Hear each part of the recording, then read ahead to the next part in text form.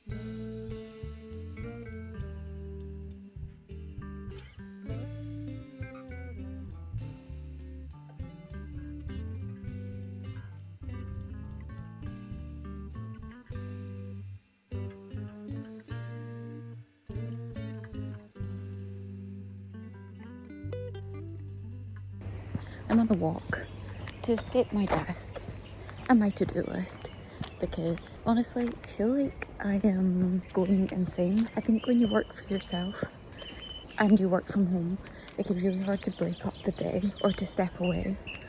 And for me, I always say, if I feel really in my head, I always say get out of my head and into my body. So whether that's running or any form of movement, because it just helps me reset before going back to my desk.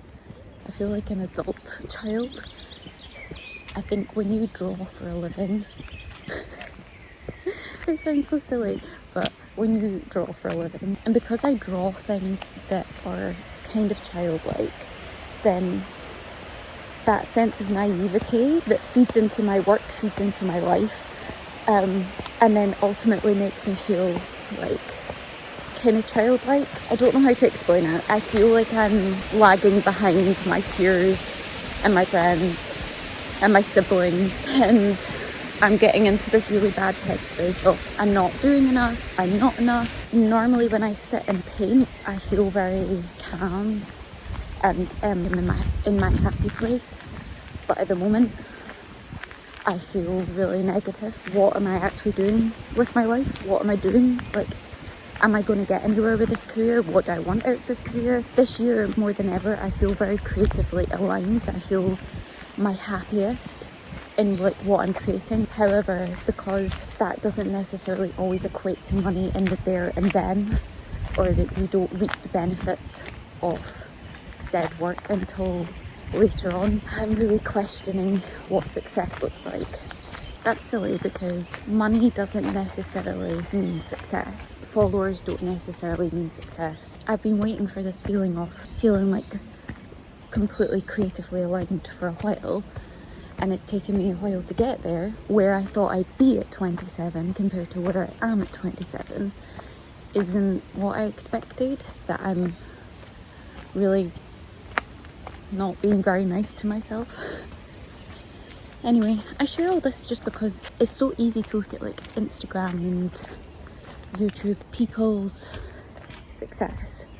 We think it's linear, but really in the grand scheme of things, it's never linear. And also, people are never being completely 100% honest. So that's why I'm being honest, because I feel a bit meh. So we're getting out of our heads and into our bodies, because nature is the best solution to everything.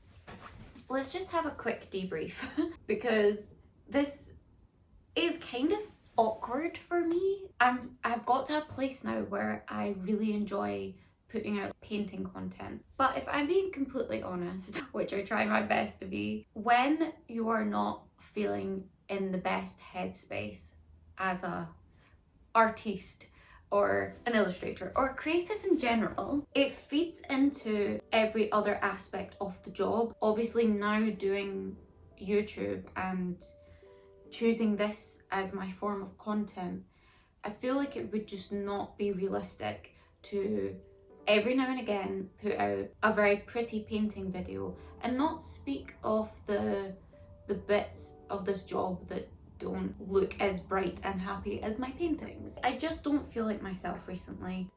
And it's not that I'm hating everything I'm producing, it's that I'm not happy with where I thought I would be in my creative career. And that's me being completely 100% transparent.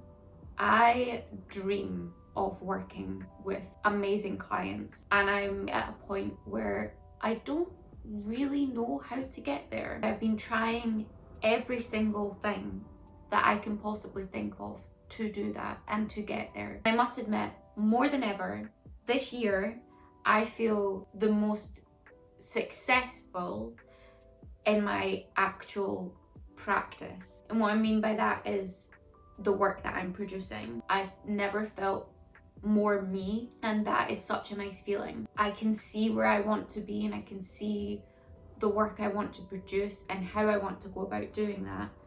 However, I can't seem to link both business and art. I think many artists will relate to this. I just want this to be an accurate representation of how it really truly feels to be a creative. So I guess my point is, be patient with yourself. This career is not just going to hand things to you.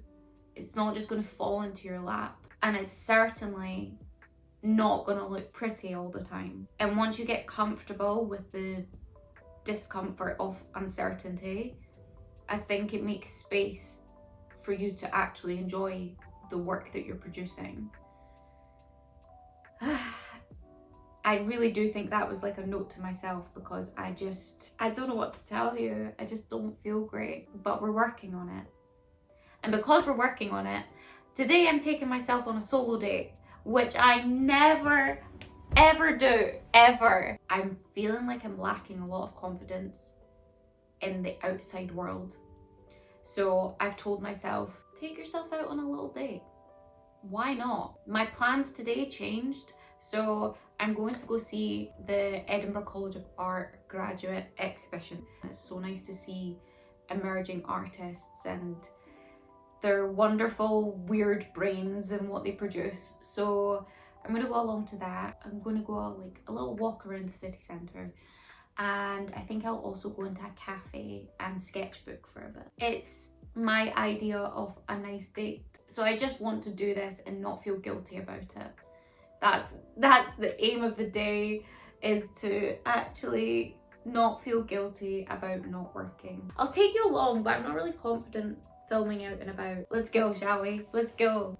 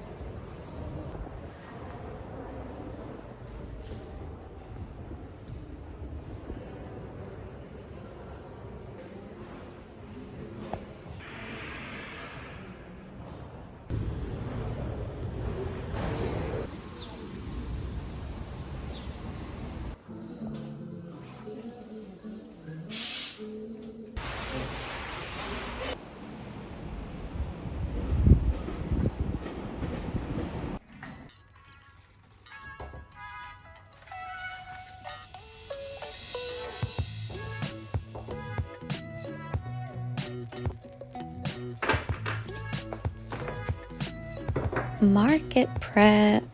I have a market in a couple of weeks and a few later on in summer, so I'm beginning some prep. I wouldn't say I'm the most knowledgeable or experienced with markets, but I've done enough now and enough years in retail to know what helps. My partner actually put out a really helpful YouTube video on market tips, which I've linked below, so you can watch that there. And we're thinking of creating some videos together, so if we do, what would you like to hear from us as a creative little couple? Anyway, I love to offer as wide a range of products as possible at markets, yet make sure it's cohesive throughout. This way I can hit all demographics, budget ranges, and widen my scope of customers. We have everything from teeny tiny mystery packs with these cute little linen-based prints, and they literally feel like fabric, almost like a tiny tapestry, if you will. I just think they're so cute. I'm really happy with how they came out. We have everything from them to merchandise, prints, bookmarks, etc., all the way up to my more costly items like original paintings. Every market is completely different and they're really unpredictable, so I just like to go in with enough stock variety to cover my basis, make my stall look different amongst the crowd, and always, no matter how slow or busy the day is, always, have I said always enough, make conversation and effort to engage with customers, because you're not just selling your artwork, you're selling a story, and you are the face of the work, and people want to know who they're buying from. I just think that's really important, especially in a sort of mass-produced world. So those are just a few little tips, I think, that are maybe helpful for markets. You can shop all these bits and bobs on my website, because I know so many of you won't be able to come along, and I really wish you could, because I'd love to meet everybody in person. But unfortunately, most of my viewers seem to be from Canada and America at the moment, which, hi, like, that's amazing that I'm connecting with the other side of the world. Maybe someday we'll cross paths, but for now you can shop these bits on my website, and I am very grateful if you do so.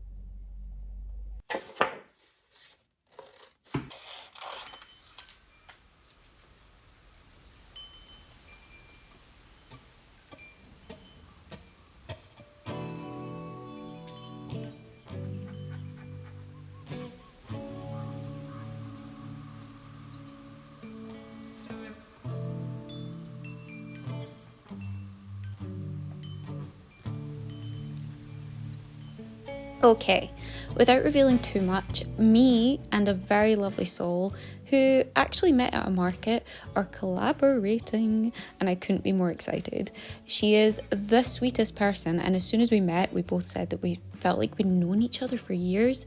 So yeah, we are collaborating, and to keep you guessing, this lovely soul creates a very specific accessory from recycled fabric, and well, you already know that I draw, so pop your guesses below to what you think it might be. I've mentioned a few times that I'm not the most aesthetic sketchbooker. They are purely just a brain dumping zone for me. I often use this time just to play and work in materials that I don't use as the final, because it just helps me to loosen up a little bit and explore, create variety, especially in the way that I create marks and line work. For example, I love the scratchiness and inaccuracy of the fine liner, and I love the blocky, clunky appearance of the paper, which I don't think I would have figured out had I not used these materials. Logistically, for this collaboration, the illustrations will have to be tailored back and ready to screen print. So before I begin to restrict my designs, I just allow myself to let loose a little bit, because it just opens up my way of thinking. But yes, I thought I'd include this because it was a little bit different and hopefully insightful. I'm really just so looking forward to seeing where this collaboration goes, and you best believe I will keep you in the loop.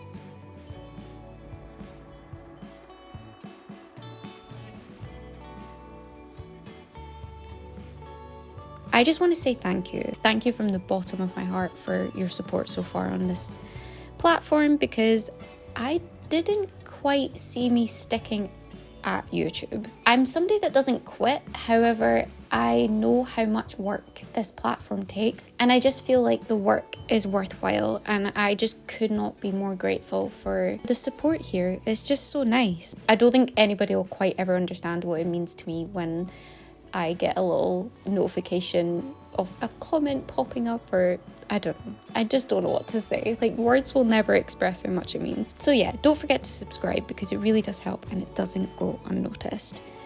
Before I go, I just want you to remember that if you're feeling a little lost or a little bit in your head, trust me when I say you're right where you're meant to be. I know it can be difficult to see that sometimes, but you really are. And just keep going. Until next time, bye lovely souls.